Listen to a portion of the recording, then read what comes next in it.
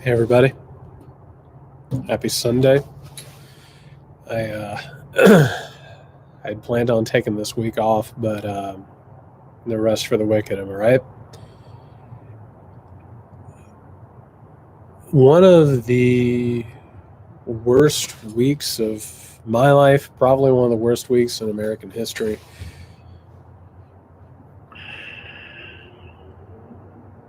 You know, it's something. A lot of us, we've been gathering here on Sunday nights and trying to make sense of this stuff and talking about it and assessing the threats and talking about history and where we are and where things are going. And I have to say, if you've been tuning in for this or if you've been listening to the podcast, we knew this was coming. I hate to say that, but we knew it was coming. It didn't make it less disturbing. It didn't make it less upsetting. It didn't make it less offensive and less dangerous, but we knew this was coming. And we'd prepared for it mentally, we had prepared for it emotionally, but there is no possible way to be totally prepared for a coup attempt.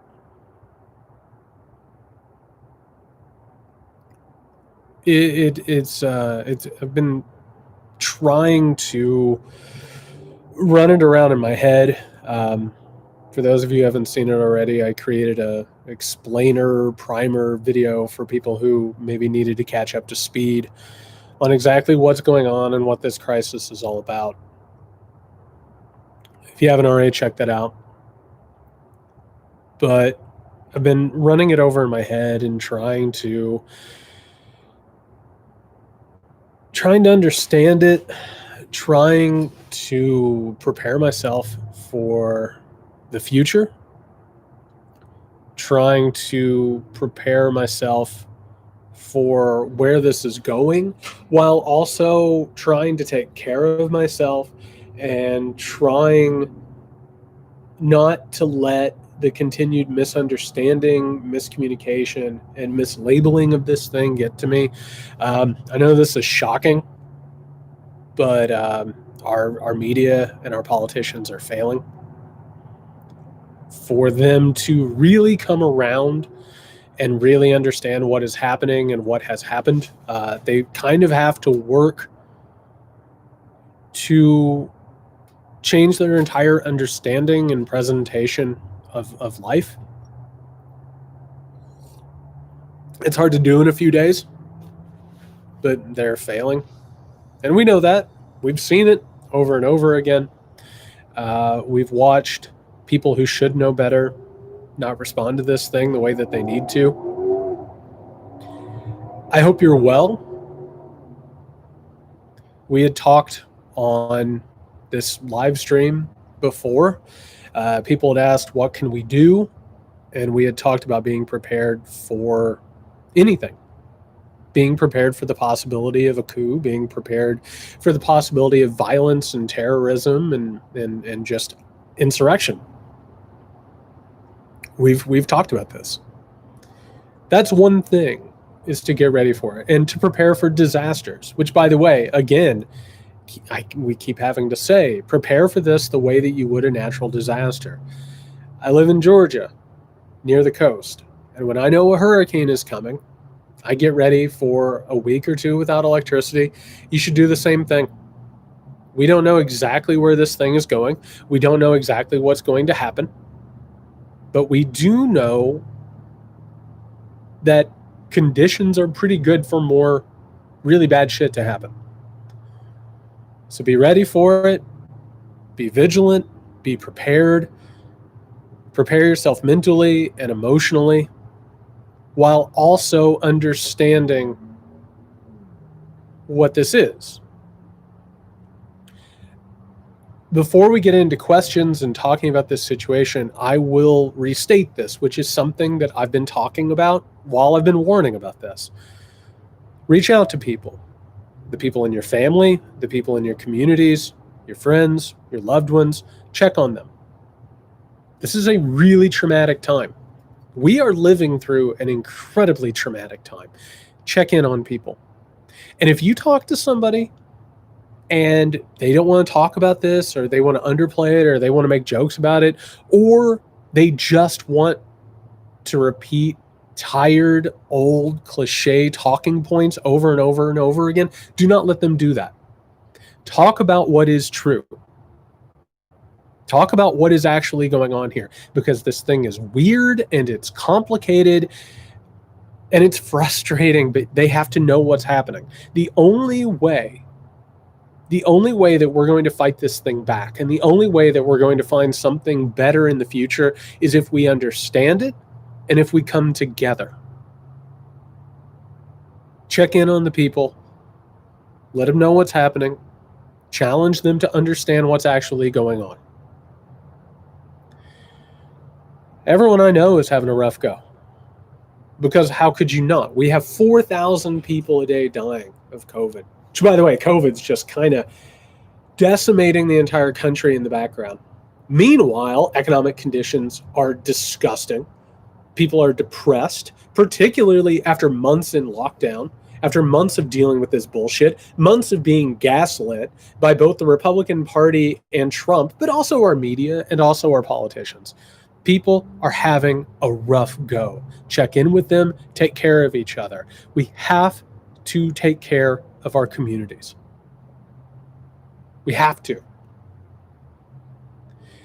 I am frustrated to watch people trying to explain this thing without even coming near the absolute truth. They want to call it a riot that just happened to spill into the Capitol, even though the President of the United States told them what to do. The President of the fucking United States of America told them that they had to be strong, and then they needed to march to the Capitol and hold their politicians accountable. He sicked his reporters or supporters on his vice president and on Congress. The executive branch declared war on the legislative branch. Think that over a little bit. Like, think about what you just watched in history, because that's what it is. That's what it actually is. The President of the United States of America went after his own vice president and the legislative branch. That's what history will say, if there is a history, if there are history books that are free and fair and they're not being manipulated by the wealthy and the powerful. That's what it'll say. That's what it'll say. And that's what happened. Stop letting people gaslight you on this. Quit letting people tell you it wasn't that big of a deal. The bodies weren't even cold by the time that the people were telling you that this wasn't a big deal. And these are the same people, mind you. And by the way, I'm a little hot tonight. I'm going to be honest with you. These are the exact same people who told you for years that you were being an alarmist, that you were being hysterical. Trump's not that bad. There's no difference between Donald Trump and Hillary Clinton. They laughed about it. They made jokes about it. People who should have known better, who were smart enough to know better, they laughed about it. They pointed at you and they laughed at it. They said you were being overly sensitive. They said you were triggered. They said you were a snowflake. They said there was no difference between Donald Trump and Hillary Clinton, and that nothing is going to happen. We were just going to get an authoritarian president who just happened to be a little bit more corrupt than the rest of them and a little bit more incompetent than the rest of them. It wasn't true. We have been watching in this country for years a fascist movement take place. And it didn't just start with Donald Trump. Again, Donald Trump is a symptom. He's not the disease. We watched this as recently as 2001. And you all know what I'm talking about. For those of you who were old enough to be adults and aware of what was going on politically and in society in 2001, you know exactly what I'm talking about. You saw it, you experienced it, and maybe like me, you even stood up against the Iraq War and you got called a traitor, you got threatened. You had people talking left and right about fascistic violence, crackdowns on civil liberties. We went through this situation for a while. You know exactly what I'm talking about. We've seen this. I grew up in the 1980s and the 1990s. I saw glimpses of this. But I look through history, this thing has been churning and churning and churning in this country. It's been growing every year. And we pretended like it wasn't real. And I want to throw this out there, and I really want you to chew on this for a while. Timothy McVeigh killed hundreds of people. He was part of the so-called Patriot movement, which, by the way, I guarantee you there were quote-unquote Patriot movement people at the Capitol on Wednesday. He killed hundreds of people. He destroyed a federal building. One of the largest pieces of domestic terrorism we've ever seen. Just an absolutely traumatic thing. We had a conversation for a couple of minutes in this country about white supremacy and radical white terrorists. And that was it. That was it. And then we went about our merry business while white supremacists and white terrorists gained power, recruits, and they were emboldened. This country, if you let it, will look the other way from a coup attempt. This is not an isolated incident. This is one in many incidents in a row. This can either be the high water mark of fascism in modern America, or it can be the beginning of something more. It can be a precursor, which is what I keep saying, is that Donald Trump is a precursor of something else. He let these people come out from behind locked doors. He came out in public. He allowed them to exist in public and say whatever they wanted. He allowed them to fly a Trump flag and wear a MAGA hat instead of carrying a Confederate flag or wearing a swastika. He gave them an opening, is what he did. And he used them. Oh my God, did he use them? He made so much money and gained so much power from those people. But it's not even his thing. Donald Trump is inherently and instinctually a fascist. That's why he acts the way he did. But that doesn't mean that he has some sort of big plan. He doesn't. He reacts to things. He doesn't plan. He's never had a plan. It can get a lot worse. And it's going to if we don't deal with this thing. If people don't recognize what has happened. And I have to tell you, I had a moment on Wednesday where I was like, well, at least people will finally start taking this seriously. And some people are.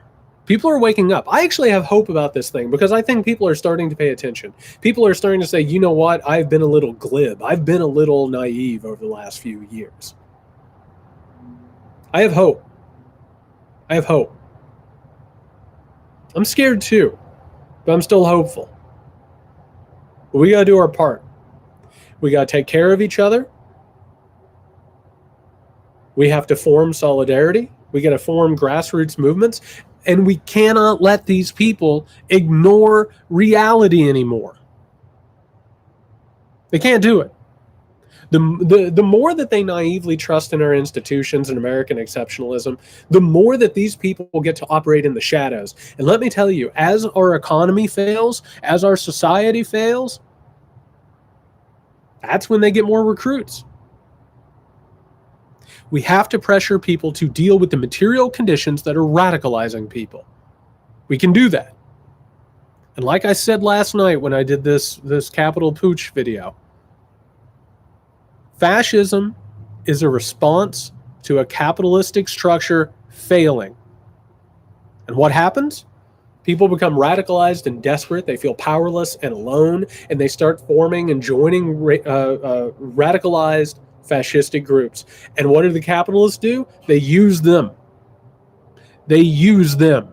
If you think that there weren't people, wealthy and powerful people watching on Wednesday, they weren't watching and thinking, how do I use this?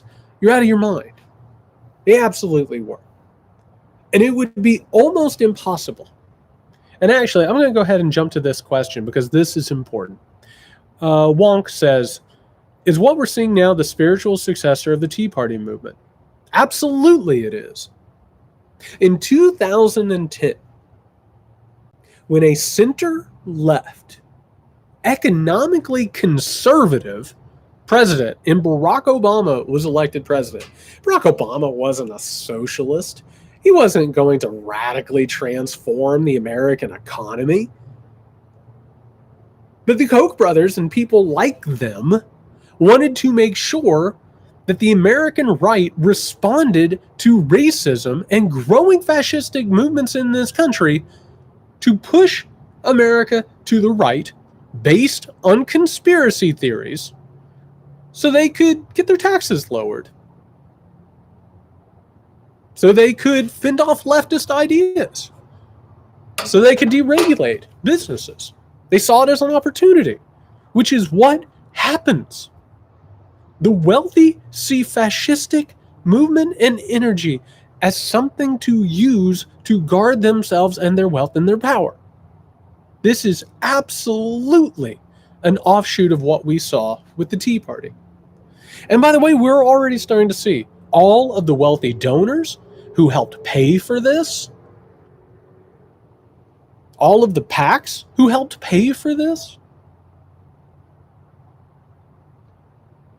It's not a coincidence. There's a straight through line from the wealthy and powerful who use fascistic, racist, nationalistic movements to their own advantage. It's important. It's important that that's what's going on. We understand it. We're going to talk a lot about this tonight. Here's to getting through this week. Cheers. I appreciate you, and like I've been saying a lot recently, I appreciate the support through all of this. It meant a lot to me. It was really, really hard, but having you around and having your support and your kindness has helped. Charlie Grutter says, can you please discuss the new Parler video calling for civil war? I watched it.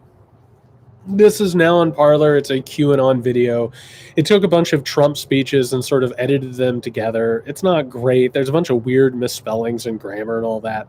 What you need to understand is that these QAnon people, like the person who posted this video,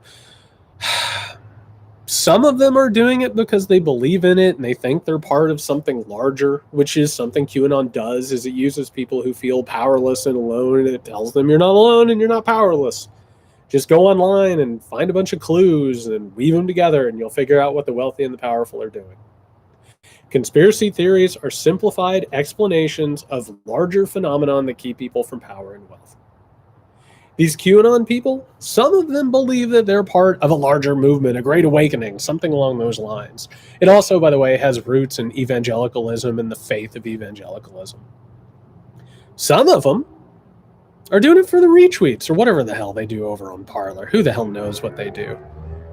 They do it for retweets and likes and shares and views and subscribers. There are grifters, massive grifters. This is an important thing, by the way. The coup attempt on Wednesday was a weird, diverse set of people. And I don't mean in terms of race, because my God, that was a white coup attempt. Here's what it was. On one hand, you had a bunch of QAnon people. Some of them believed in it. Others were grifting. You had a bunch of online personalities who went in there and live streamed themselves breaking into the Capitol. And the whole time, they were the stars of their TV show, talking to the people. They made a bunch of money. They made a bunch of money. They got a lot of donations while they were in there. There were a bunch of other people who just happened to be in Washington, D.C., almost like tourists, and they ended up in the Capitol, and they're like, I don't know what's going on. This is bizarre. Weird. Can't wait to tell people about it when I get home. And then there was another group, by the way. We had some veterans. We had some law enforcement. We had some white supremacists. We had some people with bombs. We had some people who, by the way, were looking to kidnap the vice president and speaker of the House. Those people are really interested in using all of those other people for their own nefarious needs. The person who made this video is probably someone who's just trying to get some more hits, some more attention, and all that stuff. And it's working because it's a veiled threat of another coup or another uprising or whatever. But there are people, by the way, who are not sharing videos. They're not sharing a lot of memes. There's some really nefarious, malevolent people. A lot of them. The question is whether or not white supremacists and white terrorists, whether or not they think this is the moment where they can recognize what they want to do. Because these people are not interested in Donald Trump. This is an important thing to understand, because the media always boils this down into Donald Trump as if he's the mastermind and the total person behind this thing. That is not true. Donald Trump for some of these people is Messiah. Donald Trump for some of these people is the president they never ever want to leave. White supremacists and white terrorists don't give a shit about Donald Trump. They're not true believers. They don't think that he's perfect. Matter of fact, they think he's kind of a moron. They see him as incredibly useful. They've used Donald Trump to recruit people and radicalize people. They've used it as cover to be dangerous and try and bring America down. They don't want a fascistic state headed by Donald Trump. That's not what they're into. What they're into is overthrowing America and instituting a white fascist ethno-state. They don't give a rat's ass about Donald Trump. That's not their thing. In fact, they don't really think the election was stolen. They know better than that. A lot of these people know a lot better than to think that the election was stolen. Those are the marks. Those are the people who are giving all their money away. Those are the ones who really believe in what's going on. Everybody else is standing up on top of a penthouse and looking down at them and being like, can you believe these rubes? Because they're playing them. It's been a lie and a cover all along. These conspiracy theories, they're trafficked and parroted and used as weapons. It keeps people from understanding what's going on, and it keeps them angry at the wrong people. The people who are at the Capitol, who are true believers, who believe these conspiracy theory things, they should be with you and me marching in the streets about the wealthy and the powerful controlling too much wealth. We have a reason to be in consolidated effort, besides the fact that their own racism and misogyny is being used against them. But there are fascists involved in this thing. Actual, real fascist. And the other people will go along with it. I have to tell you, there aren't a whole lot of people in Nazi Germany who understood the actual ideology of Nazism. The people at the top did. They were into esoteric mysticism, racial science, eugenic science, all that stuff. There were a lot of those at the top. The people down at the bottom were just frustrated. They want something to change. They felt powerful. They felt like they belonged to something. They felt like they had energy and momentum. So they came along for the ride. The fascists at the top, you have to think that the Nazi Party was very, very small. And then it tried the pooch. Hitler goes to jail for a while after they fail. They start bringing together martyrs and momentum. They start radicalizing people as material conditions get worse and worse in Germany. And all of a sudden, everyone's like, you know what? We don't care. Go ahead. Be fascist and be Nazis. We'll wear an armband. That's totally fine. Just make things better. That's fine. That's what's going on in this country. Those people were not on the same page. They're being misled, a lot of them. And then there are other opportunists who are misleading them in order to try and recognize a fascistic white ethno-state. And the problem is it's not like hardly anybody's talking about this. There are a handful of us, and I have to tell you, this is actually the truth. This is actually what's going on. Other people want to talk about, oh, the GOP did this, or the GOP did that, whatever. That's spectacle. It's TV. What we're talking about right now is what's actually happening in the United States of America. And you can deal with it. You can deal with their material conditions and de-radicalize them. Give them something to do. Give them jobs. Give them a purpose in life. Make our economy fairer and better. And all of a sudden, they're not going to be at the Capitol overthrowing it. The fascists are going to have to find other people. But people don't want to deal with this. People don't want to talk about it. They don't want to talk about white supremacy. They don't want to talk about the fact that America has a long fascistic past. They don't want to have that conversation. That conversation's hard. That conversation's weird. It makes us feel different about all the movies we've seen and all the stories we've been told and what we were told in the classrooms. Which, by the way, most of it is propaganda. This thing's not going to get better unless we actually talk about what it is.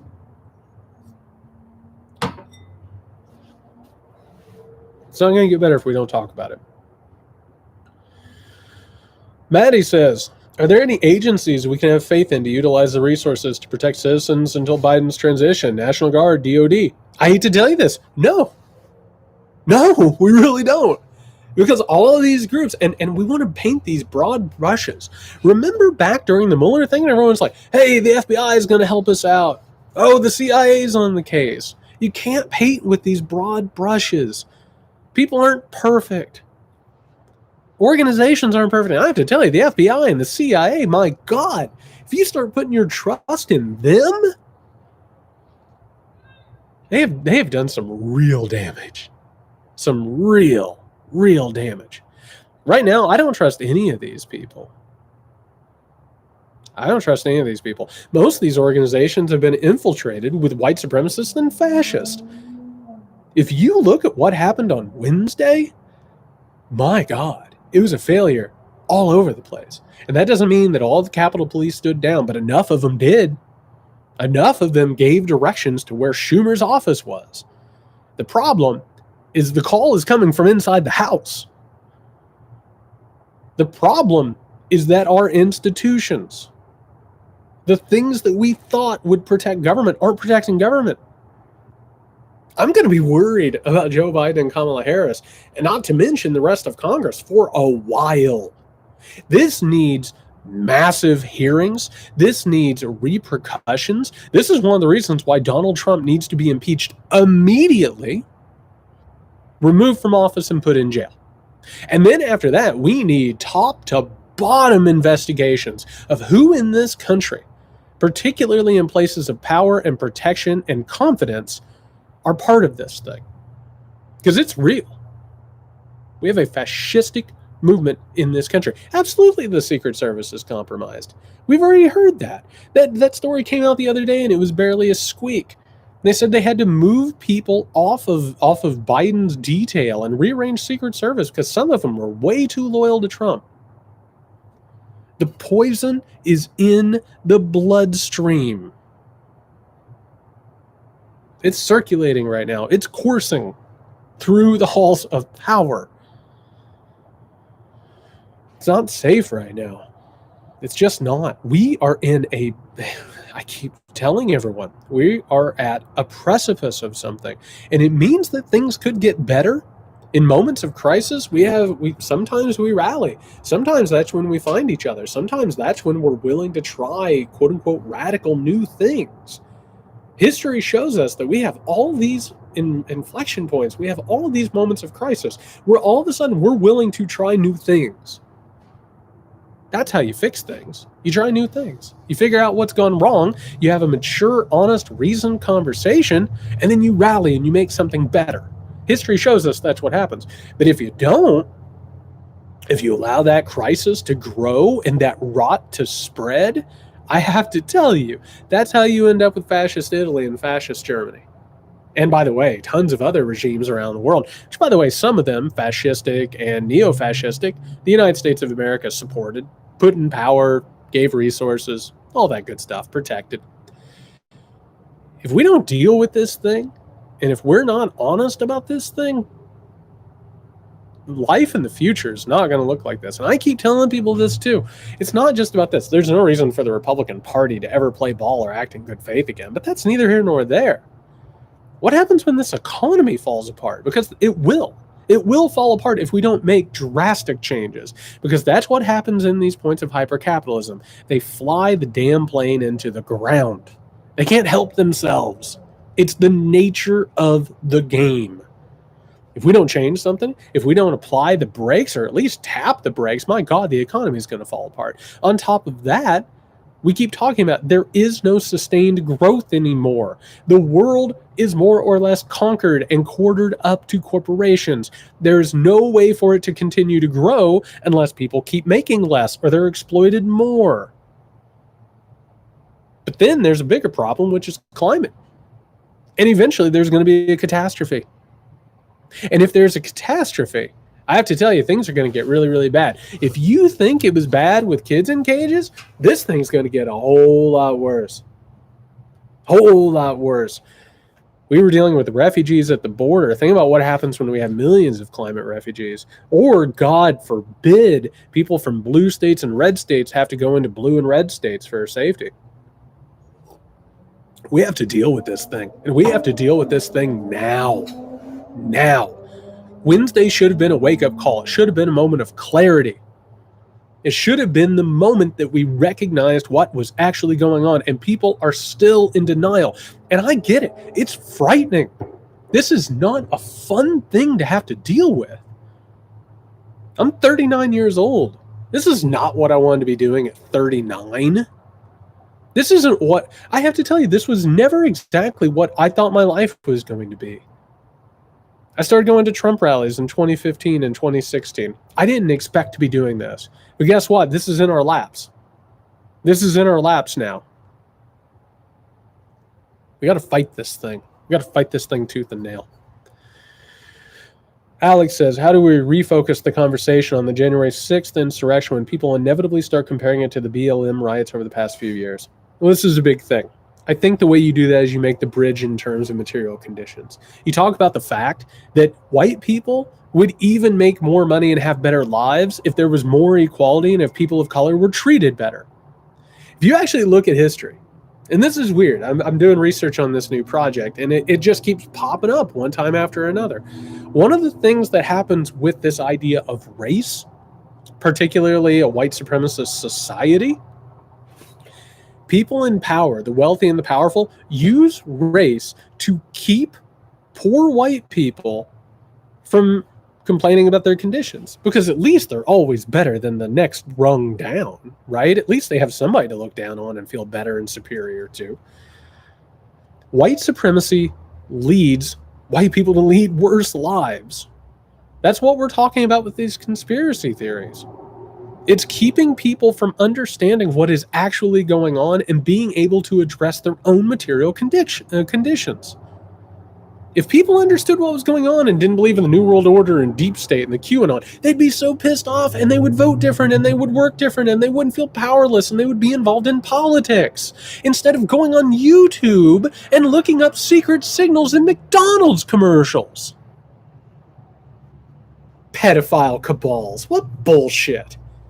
You have a bunch of people watching Captain America DVDs trying to find deep state communiques. What horse shit.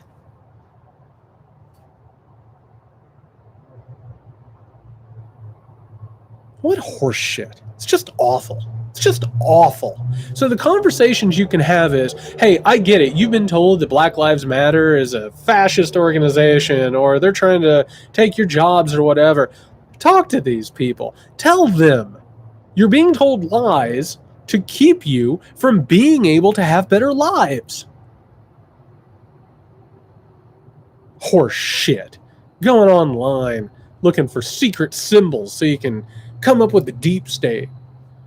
So dumb. Think about that. Think about that. They truly believe that the masters of the world are leaving clues in Little Mermaid.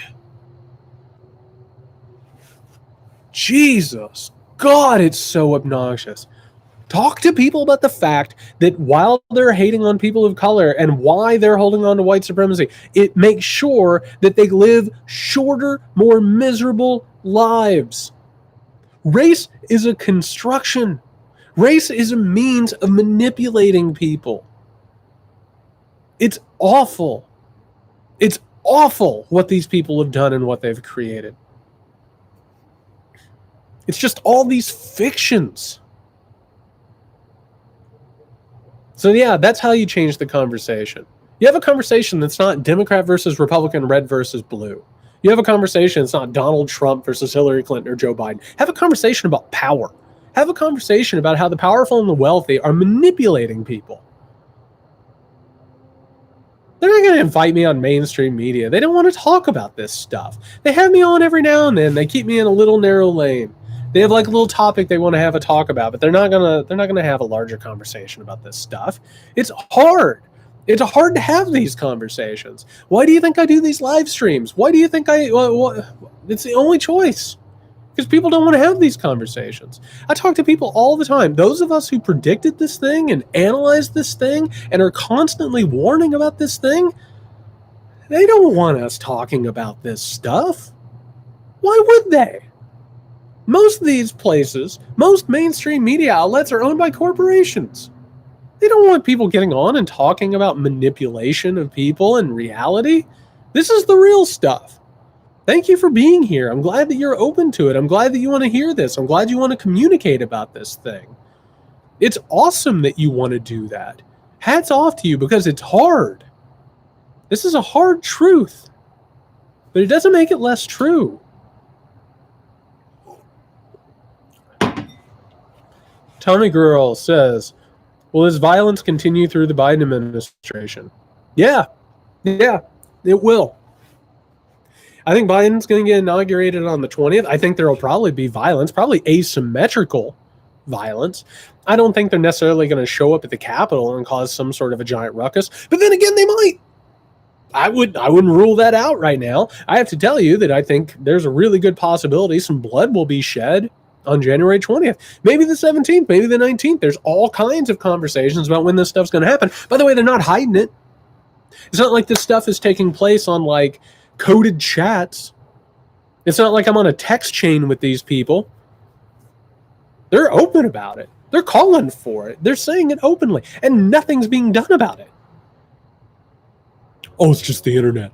It's just some people on the internet. It's just some trolls on the internet. Bullshit. None of this stuff was unpredictable. Not a bit of it. We've been yelling about this for years because we've seen it. We understand these people. We've done the research. We've connected the dots, and the dots are huge. So yeah, violence is going to continue to go on. And I have to tell you, again, like I said earlier, white supremacists and white terrorists love it when they have a Democrat in office, when they have an enemy in office. Having Trump in office is hard. They had to come up with this fiction of the deep state, right? This idea that, well, Trump's in charge, but he's not really in charge. And, he's running a bunch of game, this QAnon thing, yada, yada, yada. It's a lot easier with Joe Biden in charge. A whole lot easier with Joe Biden in charge. And if you think for a second that this is about Trump, it's not about Trump. Trump played these people. He radicalized a bunch of people who don't know what's going on. He made it a whole lot easier for white supremacists to recruit and to gain power.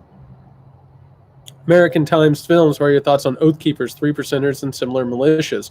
How do you see them growing, expanding, and operating in the next 4 years and beyond? I'll tell you what, I used to go to Trump rallies and watch them recruit. Just out in the open. And they would just talk about it. They would just talk about it. They would just say, we want to overthrow the government. We want to kill some liberals. We want to drag the liberal reporters out in the streets and murder them. Haha, great. It's just the internet, everybody. They're growing.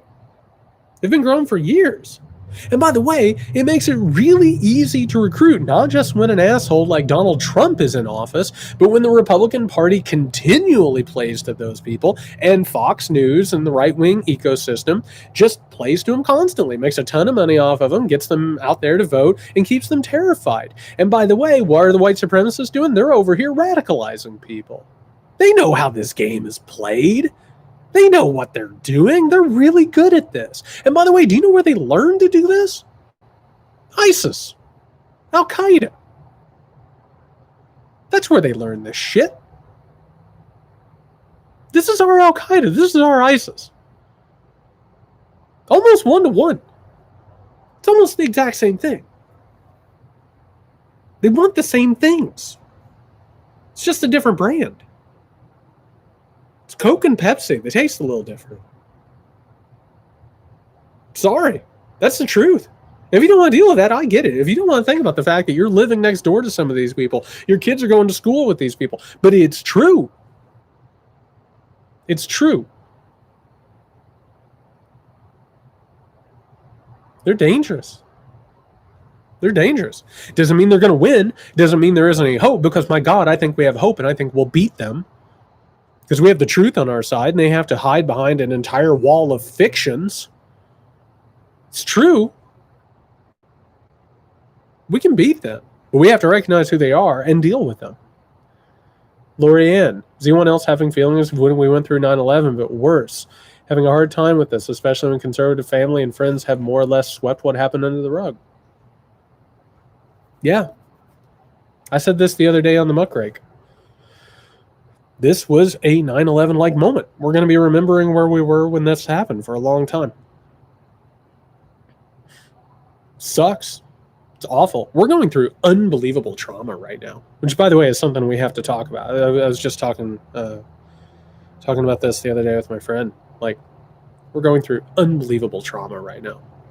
I mean, the fact that we're functioning is incredible. This is hard. This is hard business. And that's why we need other people. That's why we have to communicate. That's why we have to have intimacy with other people. That's why we have to talk with other people. We have to express ourselves. We can't hide behind this shit anymore. And America right now is falling apart. America is failing. We're watching a fascistic movement take over in this country right now and gain tons of power and influence. And people are distracting themselves away from it. It's not a real surprise. This is what happens in times of crisis, particularly when a superpower starts falling apart. This is really reminiscent of what happened in the USSR. You have a lot of people who are distracting themselves with entertainments and fictions and misguided trust. They want to pretend like this thing isn't real. Even now, days after an attempted coup at the capital of the United States of America. They watched it. Or maybe they changed the channel and they watched something else. I don't know. Maybe it wasn't entertaining. I know Chuck Todd said it was wonderful footage. Really, really good footage. It's incredible footage of an attempted coup. You cannot let people ignore this. Because we're in trouble. We're in trouble if we ignore this thing completely.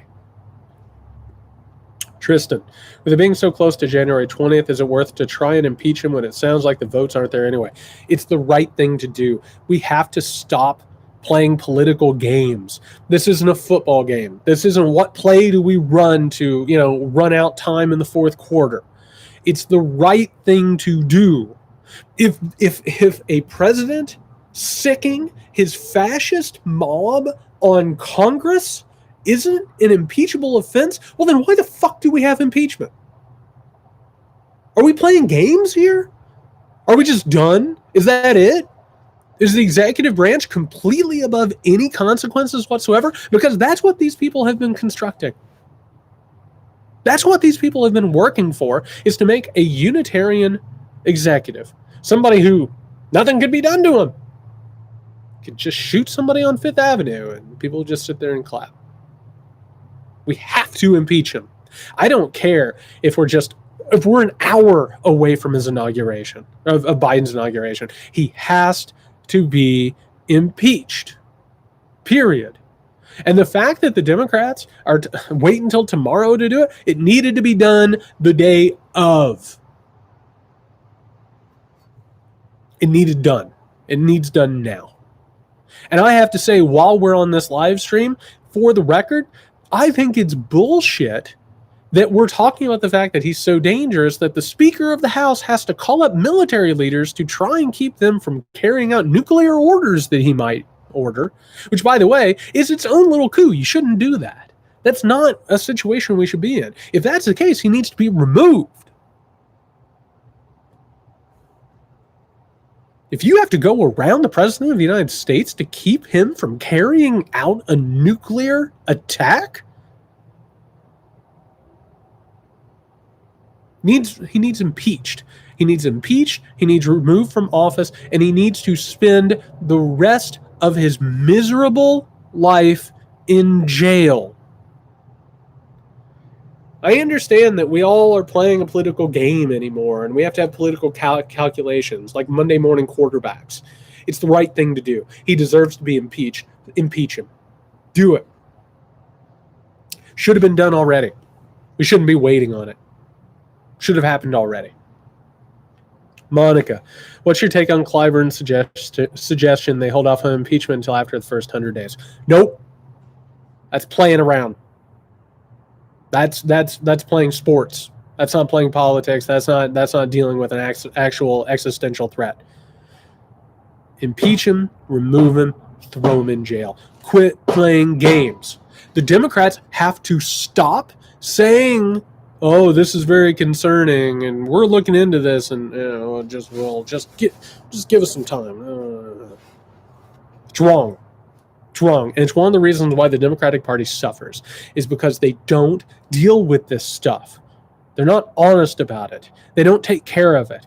If he is a threat, and my God, he is a threat, then it needs to happen. Alan, looking forward to your broadcast. Thanks, Alan. In your opinion, will Cruz and Hawley be tossed out of the Senate at some point? If the House impeaches Trump, will McConnell allow the vote in the Senate finally? I mean, they'll do a vote. No, I think Cruz and Hawley are in there for good because there are no consequences to this bullshit. And by the way, history, if there is a history, and if it's a fair history, and if it's not a rigged history, and there's not some sort of a fascist movement that erases our country's history, Hawley and Cruz are going to have an indelible stain next to their names. They're going to be right there with the seditionist in the South who led to the Civil War. That's what's going to happen. And by the way, fuck Ted Cruz and fuck Hawley. They both know better than this. They know the election wasn't stolen.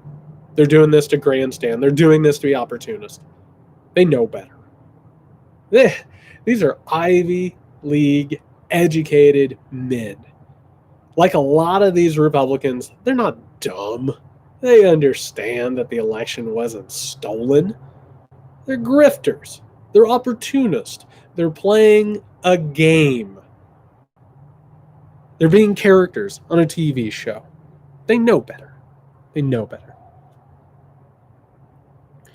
Trent, why do you think people didn't believe you? Oh, I didn't see this. No offense, but some people thought you were a joke and just pretended like nothing you said was real, and it was weird. Well, I was thinking about that a little bit not too long ago. Part of it has to do with the fact that I'm an outsider. I'm a fiction writer who got involved in politics and reported from Trump rallies. The next thing I knew, I was thrown in the deep end of the pool, and I had to start understanding things. I had to educate myself. I had to get myself ready. And, when this whole thing happened, when I was reporting from Trump rallies, like I was seeing something that I didn't quite understand. I got it a little bit because, of course, like the people I grew up with and where I come from, I kind of recognized it. But then I was like, I have to work my ass off to understand what's going on here. And so I was an outsider and they thought I was ridiculous. And on top of that, a lot of people on Twitter just want to be ironic and make jokes. I'm earnest. I don't like to do that. I maybe it makes me uncool. I don't know, but I don't like to play those games. And I don't live in New York City.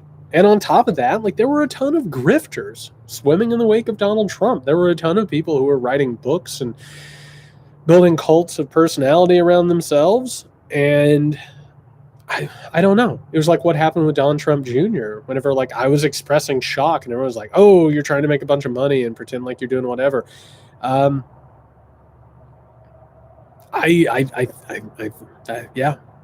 think I'm an outsider around these people. And on top of that, people don't want to believe in these things.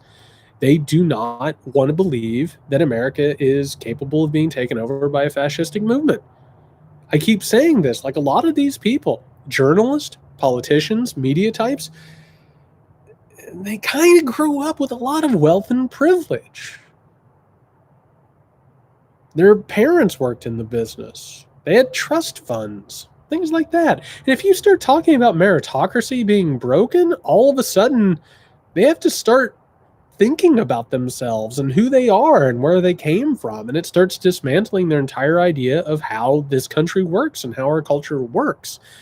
This stuff wasn't hard to see. I keep saying that. There's a group of us who talked about this. Other people knew it, but they didn't want to talk about it because they didn't want to lose out on columns and jobs and publications, and they didn't want to be seen as alarmist and crazy and hysterical. I talked about it because I wanted to warn people. Maybe that makes it uncool. I don't know. I've been the butt of a joke or two because of that. Because I'm hysterical, because I write a thread every now and then talking about history. It's really weird. It's really odd how much social pressures have played a role in this whole thing. People knew stories. I mean, going back to the whole Russia thing, going back to Trump as a fascist, the fascist movement growing around him, people knew it. I had conversations with these people. People knew about it. And what did they worry about? Whether or not they were going to get retweets and likes, and whether or not they were going to get, more subscriptions to papers and more in ratings. That's what they were worried about. They knew it was dangerous. But, Trump's good for business, right? Trump was good for business. I didn't expect that question. Frida says, I guess, how long do we have between the first pooch and the next one? I don't know. I don't know about that. If I had to guess, we might see something in the next week and a half. Again, I would not be shocked if we see more violence, particularly around the 17th, the 19th, or the 20th. I don't know what shape that's going to take. My guess is we're going to see a couple of isolated incidents of violence, or possibly, asymmetric terrorism. Not sure. Yeah, I think the Alamo trip is largely metaphorical. I don't know that that's necessarily going to be some sort of like call to arms. I mean, Trump's pissed off, obviously, about Twitter or whatever, but yeah, I think we're in incredible danger right now. And it doesn't matter, if we make it past the inauguration and nothing's happened. These people are emboldened. They saw what happened. They made it into the Capitol, and a lot of them got away unscathed. It was only a matter of a few feet here and there whether or not they would have gotten a hold of somebody like a Pelosi or an AOC or Mike Pence. They could have killed them. That's what they want. They want to kill people. They want to carry out the day of the rope from the Turner Diaries. They want to drag people on the streets and kill them and then recognize a white ethno state.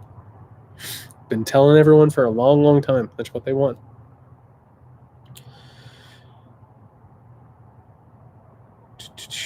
Anne says, I'd be interested to hear your thoughts on the real reason why there was so little preparedness at the Capitol. Did they really underestimate the threat, or was it deliberately planned? Both. It was both. There were people there who were doing their jobs. There were other people there who sympathized with Trump people, and I have to assume that there were people there who knew very well what those people were up to, and they were fine with it, or they played a role in it. It also doesn't hurt that I saw a bunch of white people. They thought, white people aren't dangerous. It's people of color who are dangerous. That's the problem in America, by the way, is like a person of color represents potential violence, potential murder, potential bloodshed, bloodletting. A white person, well, some of them are lone nuts, but I mean, there's no way that they'll try and pull off a coup. There's no way that they mean it. There's no way that all of this stuff that Trump says actually has an actual effect on people and could possibly lead to inspired violence or radicalization. So yeah, it's a combination of it. Some people didn't do their jobs. The administration certainly didn't want to rein in these people. We saw that at one time and place after another. We're lucky that this thing got taken care of in a day, because the administration and the government was pretty much behind it. So it was a combination of the fact that they were unprepared, they didn't have the imagination, and that other people were all for it. It's a combination of all those things. Beware of silver bullet explanations. All this stuff is really complicated. There's a lot of different reasons for all this stuff. Not everybody's in on it, but not everybody is not in on it. It's both. Moon Sprite, do you think the response from Wednesday has neutralized some of the fascist cause, or do you think it's only strengthened? I think it's strengthened. I have to tell you, I've been doing the research on these groups for a while. I've kept my eyes on them for a while. They are now coalescing. I talked about this in the Capitol Pooch video. They have markers now. They have symbols. They have metaphors. They have a common narrative. And by the way, what I was talking about earlier, where you have different groups, you have the QAnon people, the MAGA people, the white supremacists, and then the Republicans who just happen to be in town, they all four went through something together. They had a victory together, and they had losses together. They watch blood spilled. And by the way, a lot of what we're seeing right now, where it's like people are being denied, either their social media or seats on planes or maybe in hotels, they feel like they're persecuted. And as a result, the enemy of my enemy is my friend. So yeah, this is, they're being emboldened. And by the way, on top of that, why wouldn't they be? They got into the Capitol. They got out on the floor of Congress. They got in Pelosi's office. They saw they could do it. And by the way, they saw that the military and the police, at least some of them, were on their side. So yeah, this emboldened them. This has made them stronger, no doubt about it. And if this is coalescing every single day that this isn't stamped out, and every single day this isn't taken care of. Matthew, how can future coups be preempted or faced down over the next 4 years? Because there will be others, surely. You have to understand what's going on, and you have to take this stuff out. Part of the problem in all of this, and this is important. This is why I keep trying to tell people, and people are like, well, what should we do? What can we do? And I'm like, well, prepare for stuff and talk to people. Part of the problem is that the people who should know better and the people who can stop this, the public societal imagination has to be awakened to the actual threat that we're dealing with here. Fascism takes over and fascism gains power and purchase when the people who know better or should know better aren't paying attention or they're in denial. When you don't turn the light on these people, when you don't recognize the potential of these people, they take advantage. So the way you avoid this stuff is by admitting that these things are possible. By saying, they got it out of their systems. They're all tuckered out. Don't worry about it. That's bullshit. By denying that these things can happen, you give them an opening. Which, by the way, if you look back with fascism, it's what happened with fascism. It was like, these people are ridiculous. These people are absurd. I mean, yeah, they've killed a few people and they've got some wacky beliefs, but, they could never take over society. Germany's strong. Italy's strong. These people aren't serious. I mean, have you ever looked at these guys? They're pretty ridiculous. The way you stop future coups is by understanding that coups are possible.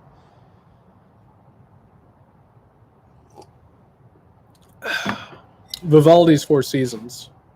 Funny.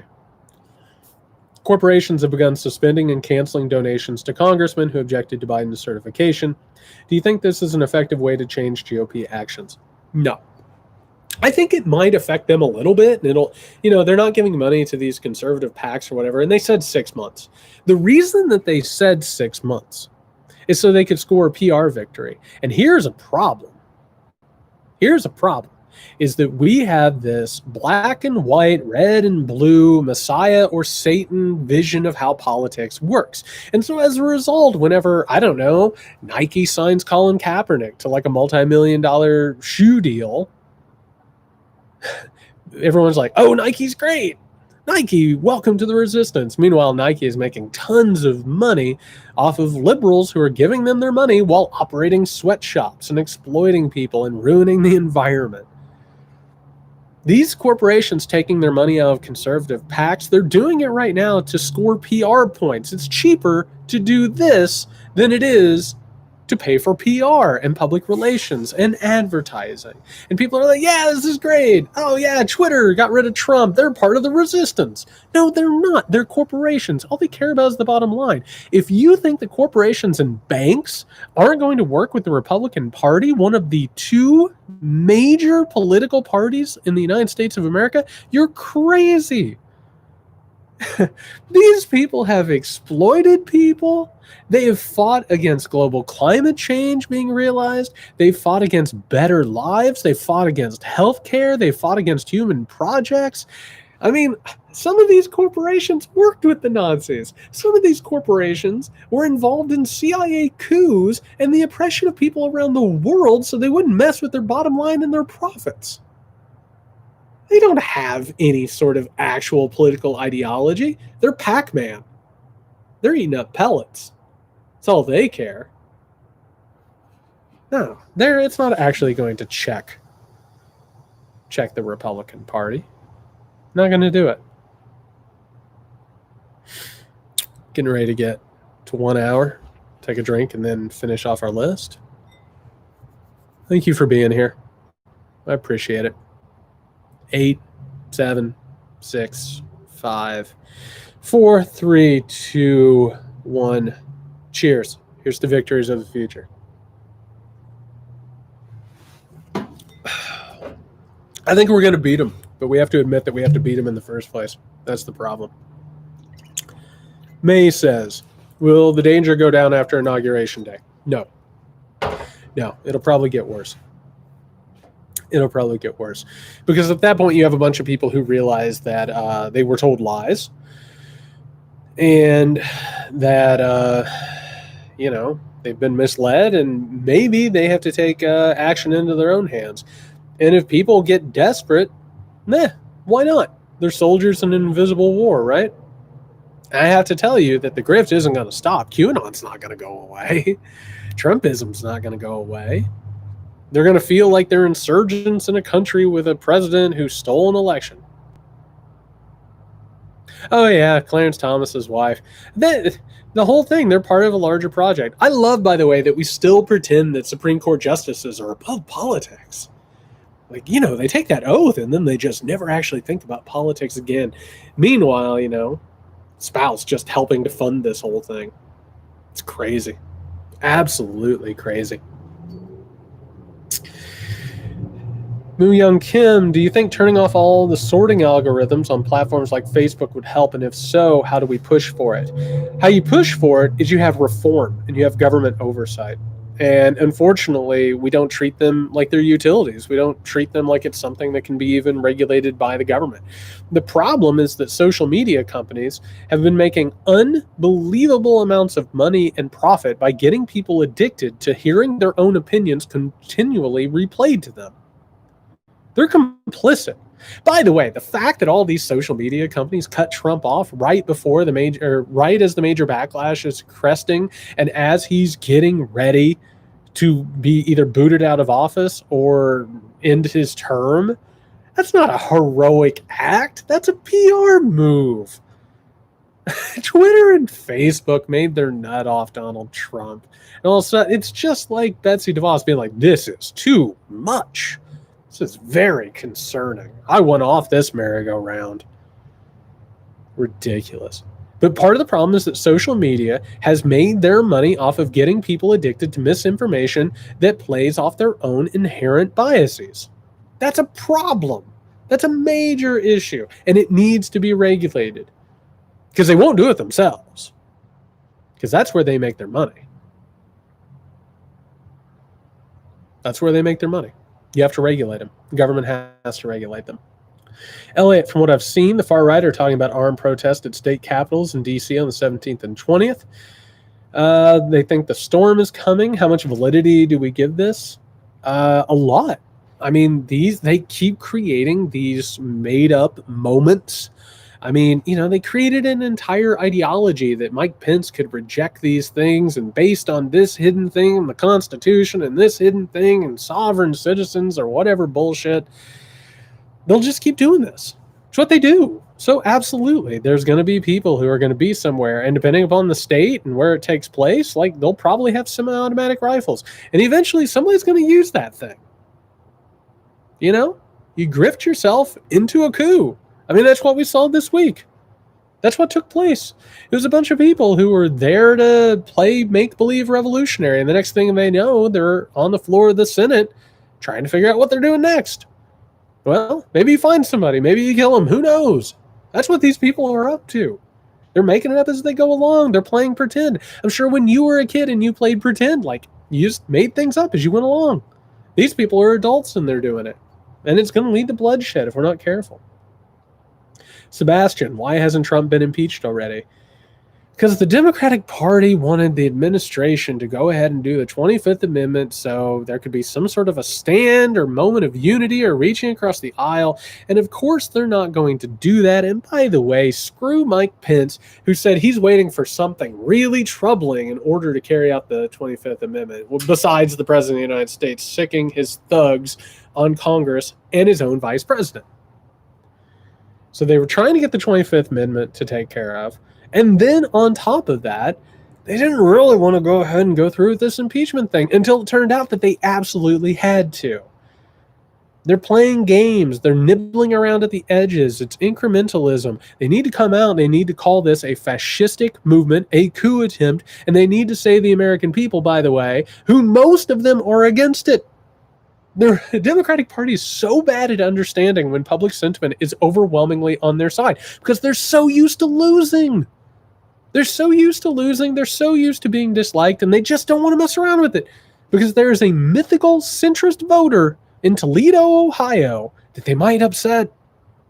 If they're not careful, they might upset that mythical centrist voter.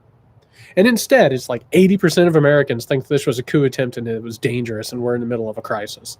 They need to call it what it is and act accordingly. Sally, I need a Cliff Notes on pertinent ascension of Nazis after World War I. Okay, so what ended up happening was after Germany lost World War I, all of the negotiations and all of the penalties really hurt Germany, and all of these sanctions really hurt Germany, and all the war debt hurt Germany. And so Germany was left, and by the way, they had like this national myth that nobody could ever beat them in a war, and they were the strongest country, and they had the best soldiers and all this. They had a question to answer, which all countries which have an exceptionalist mythology, the idea that they're chosen or better than everyone else, if they have some sort of a downfall, if they lose a battle, if they lose a war, they have to make some sort of mythology of why it happened. This was a knife in the back mythology, which said that Jews and traitorous liberals had betrayed Germany and kept it from winning the war. Which, by the way, the knife in the back mythology is what took place in America post-Vietnam with Reagan, what took place with the New World Order conspiracy theory in the age of globalism and deindustrialization, and what is taking place now with Deep State and QAnon. It's the same fascist mythology. So what ended up happening was that you had a lot of World War I veterans, sound familiar, by the way, who didn't want to put up with democracy. They didn't want to put up with rising leftists, which, by the way, the entire battle was between the Nazis, the far right, and the far left with socialist or communist. And so they started busting heads of the leftists. They had a bunch of street gangs that would get out and fight in public. Sound familiar, by the way. And the capitalist, as Germany fell apart during the Great Depression, the capitalist we're like, we really don't want these socialists and communists and the left to gain any power. We need to protect our own wealth and power. So they started throwing a bunch of money at the fascists. They thought they could control them. They thought Adolf Hitler, that they could just control him, They could just make sure that he did what they wanted. They would put him in the news a lot, and they made him look very, very strong, and, they gave him a lot of propaganda. They're like, this is a dog on a chain. We'll use it. And the next thing you know, the dog gets off the fucking chain and kills millions. Fascism is what happens when capitalism starts to fail. In a major power, if capitalism starts to fall apart and the left starts making calls for change or movements towards equality or reform, you find a good fascist to go out in the street and bust some skulls. You pay money, you put them on your TV networks, you put them in newspapers, and the next thing you know, they take over. So there's your crash course. And in case you weren't able to tell from that entire story, we are in a situation right now that looks a lot like the 20s and 30s in Nazi Germany. This wasn't the Reichstag fire. This wasn't Kristallnacht. And it's weird that that's what's getting thrown out. This was more like the beer hall putsch in 23 when they tried to take over. And by the way, they had a little bit of a coup going, but it got foiled. And then their leaders had to go to jail. And then they started fomenting more and radicalizing more as conditions grew worse. And as conditions grew worse, and as the left threatened reform and to gain power against the capitalist, again, the capitalist looked to the fascist to bust some skulls. Keith, you often talk about the need for the left to take to the streets when things get bad. Are we at that point? No, we're not at that point right now. We need to get into the streets when the system starts buckling to these people, when there's actually a movement by the state to go ahead and go along with this stuff.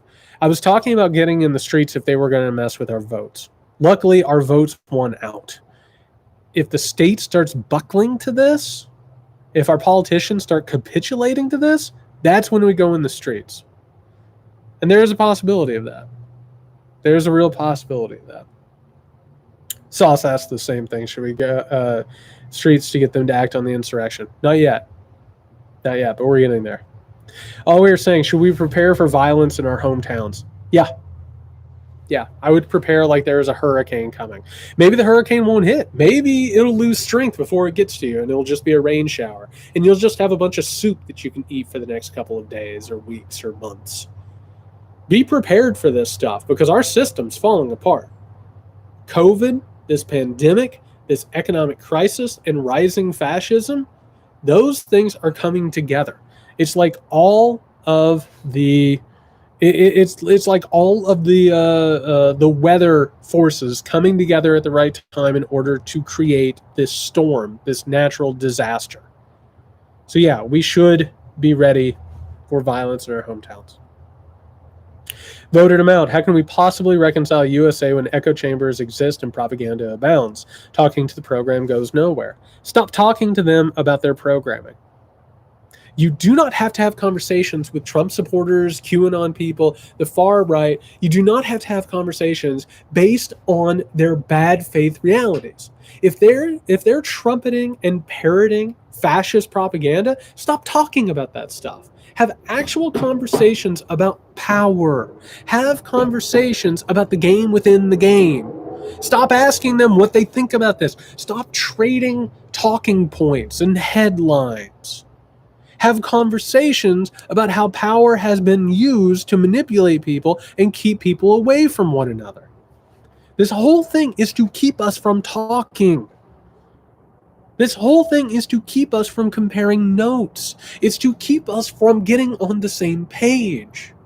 And we are in a lot more danger of not actually getting on the same page because of the pandemic and because of the loss of a shared space. We're supposed to look at each other and not trust each other. The fact that we have a few hundred people together right now talking about this shit is kind of miraculous. We're not supposed to have these conversations. We're not supposed to find each other. I'm not supposed to trust you. You're not supposed to trust me. We're supposed to be economic competitors. I'm trying to keep you from what's yours. You're trying to keep me from what's mine. We can't do that. Napalm. They had napalm. Of course they had napalm. All right, we got 3 questions left. Jessa, does white supremacy play a part in people seemingly to consistently vote against their own policies and politicians? Absolutely. It keeps them voting on culturally divisive issues, like abortion, which, by the way, the Republican Party doesn't give a shit about abortion. There are less abortions right now than there were when it was illegal. They don't care about a woman's right to choose. They don't actually care whether transgender people can use a bathroom, or they don't care about the war on Christmas. These are cudgels. These are things that they realized are winning political issues for them. The Republican Party doesn't actually have principles. The Republican Party doesn't actually have a platform. Look at David Perdue, look at Kelly Loeffler. They don't have plans. They don't have plans. They care about money. They care about power. That's all they care about. So no, these things, they're not real. So they keep people voting against their own interests because they keep them voting in terms of cultural warfare. They keep them voting on things that aren't even being decided. The platform is whiteness, but it also keeps white people from having better lives. Again, white people have everything to gain from recognizing that they have a common purpose with people of color. If people of color and white people would join together against the people who have power and wealth in this country, you would see this country transform. All of a sudden, those white people who are voting to hold down people of color for, supposedly their own empowerment, even though they don't actually get anything from it, their lives would be longer. They would get health care. They would get shorter work weeks. They wouldn't be exploited as much. They wouldn't be oppressed as much. Everything would change. And everybody has everything to gain from actual solidarity and realizing that when we win together. They use racism to keep us apart. They use it as an incredible wedge issue. So they say, well, you can go ahead and keep maybe some of what you have in this austerity environment. Just, make sure that these people over here don't have anything. Otherwise, we could get rid of austerity. We could have a better country. We could actually start to redistribute wealth and actually make this fairer and have more equality. Other countries, by the way, we're the last industrial nation not to have healthcare. Our life expectancies are going down. Misery deaths are going up. People are just being worked to death. Could be so much better. Don Knowles, did Barr know what was going on and that's why he left? I don't know why. I think he just wanted to get out. And I think there was he probably recognized that he needed to get out or else he was going to be a part of some of this stuff. And he probably realized that he got everything he wanted out of it and he was ready to go. Yeah, I don't know how much Barr knew about this stuff, but I assume he was in enough meetings that he understood that there was going to be some illegal shit going down. Last question. Jack Burton, my wife thought of another question based on your new research. Can you tell us what happened to ordinary people during, after the fall of Rome? What was life like, and do you see any parallels to today? I'll tell you what happened right before the fall of Rome.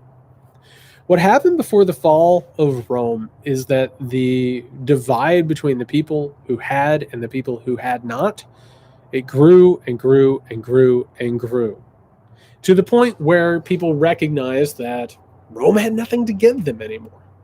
Rome was an idea. Rome was a mythology. Rome was a uniting fiction and narrative.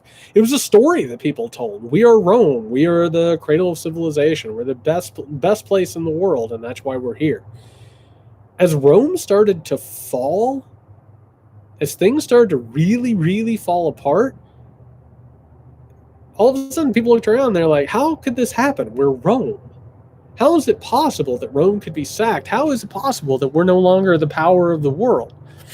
Their life expectancies went down. All of a sudden, by the way, this is important to point out, one of the reasons we deal with violent evangelicalism the way that we do now is because evangelicals, Christian evangelicals, used the fall of Rome to catapult themselves to take over the world. You know what they did when they got power and as Rome started to flicker? Well, they looked around at the culture of Rome, with its books, its sciences, its art. They went around in roving mobs, burnt down libraries, murdered people, raped people, destroyed temples, persecuted people, tortured people, and they plunged human civilization into the Dark Ages. That's what happened. They destroyed education in totality, to the point where literacy went away outside of, a few priests and clerics here and there, because they wanted to make sure that people weren't reading books and thinking about things. And, they had to rely on the clergy and the clerics in order to understand what was going on, or at least be told, that they should be subservient.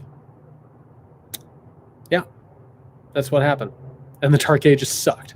And then eventually, somehow or another, miraculously, human beings rediscovered learning and knowledge.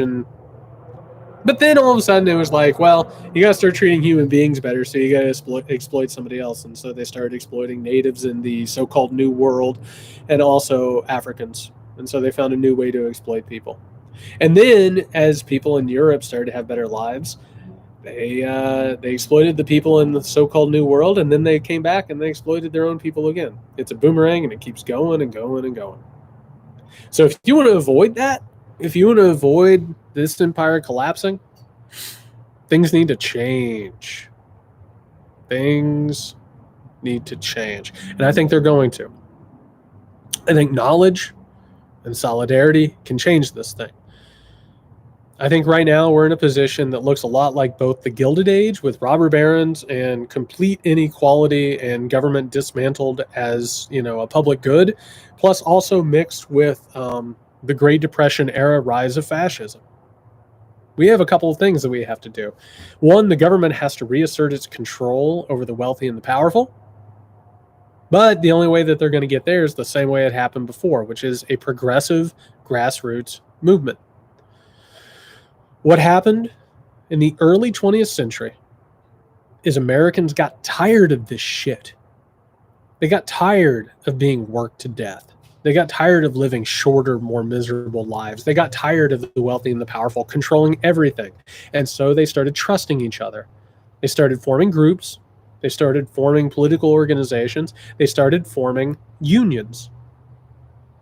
And through solidarity, they beat back rampant, unjust inequality. And we can damn well do it again. It's going to be hard. It's on us. We can't wait on people to save us. This isn't a TV show. This isn't an Avengers movie. We got to save ourselves. And we're going to do it. And we're going to do it. I thank you again, as always. These are really troubling times. I have appreciated all of the kindness. I really, honest to God, have. This is a really dangerous time. Talk to the people around you. Prepare for possible dangers, but also prepare yourself for hope. Prepare yourself for what you want the future to look like. I've been talking about this for months. Figure out what you want. Figure out what you want the world to actually look like, not just defeat Donald Trump. Figure out what would make your life better and what would make society better, and work for it. Fight for it. Because only by recognizing that better future are we going to defeat the fascistic idea of the future, which is, by the way, going back to the Dark Ages, it's rewinding that clock to a point of ignorance and enforced violent inequality. Work for it. Fight for it. We've got this thing. Cheers to victories. Let's have a better week this week. Let's fight the good fight. Let's talk about what happened. Let's tell people what happened. Let's get the information out. Let's engage in intimacy and communication and solidarity.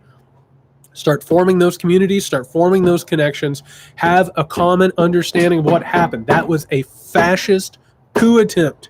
And it's going to happen again if we don't recognize what it was and fight it back. Thank you, everybody. Be safe.